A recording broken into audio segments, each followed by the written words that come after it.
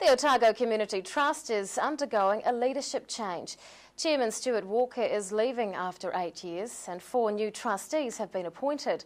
Incoming chairwoman Lauren Semple joins us. Good evening. Good evening. And congratulations on your appointment. Thank you. And tell us what the job means to you.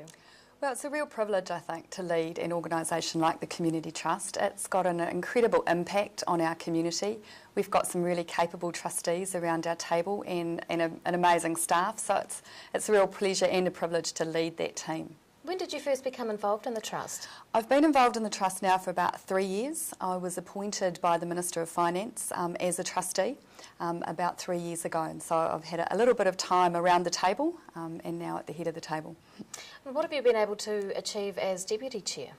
Well, I was only Deputy Chair for a short time, but in my time as trustee, together with the other trustees, we've done a lot of work around thinking about philanthropy generally and the way that it's changed over time. So I think in the past the Community Trust was very much just around responding to applications as they came in, thinking about how much money we might be able to give to a project and giving it out. We're starting to move, as is the whole philanthropy sector, to something that is a bit more proactive and looking at how we can get the best value out of every dollar that we spend in the community. So that's really exciting for us. What are some of the things that you're hoping to achieve as chairwoman?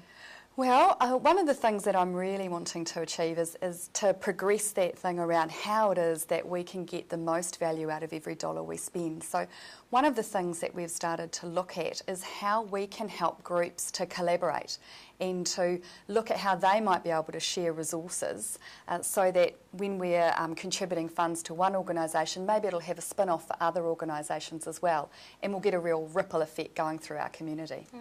Tell us about your professional background.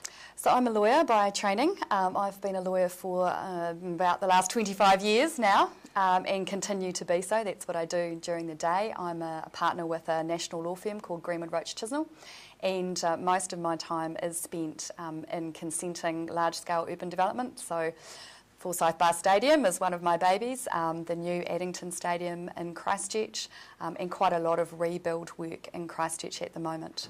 Now, you mentioned that you were appointed by the Minister of Finance as a trustee. How did that come about? So I had done a lot of governance in the past. I'd been involved in a lot of not-for-profit organisations right from the time that I first started out as a lawyer. And so I'd been involved in the YWCA, the Otago Youth Wellness Trust, the Methodist Mission and Queen's High School, among others. And when I had my children, I put that a little bit on the back burner when they were little. And then I decided it was time that I wanted to get involved again in the community. And so I put my name forward to the Ministry of Women's Affairs, and from there they asked me whether I would be interested in my name being put forward to the Minister for the Community Trust. I did a bit of research about the Community Trust and realised what a huge impact it had on our community, and thought, yes, I felt that that was a place that I could, really contribute something. Why is this trust important for Dunedin and Otago? I think there's 2 reasons for that.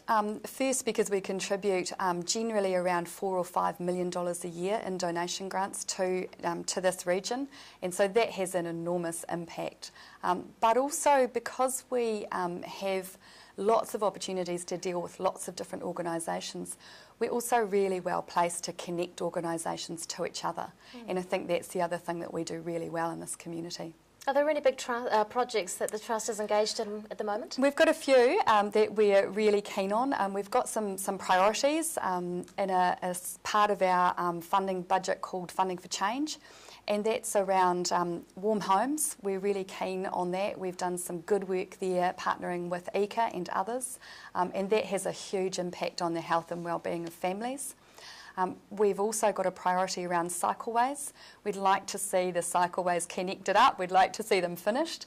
And again, there's some health and wellbeing benefits around those for the community, but also some economic benefit as well, which has a ripple effect.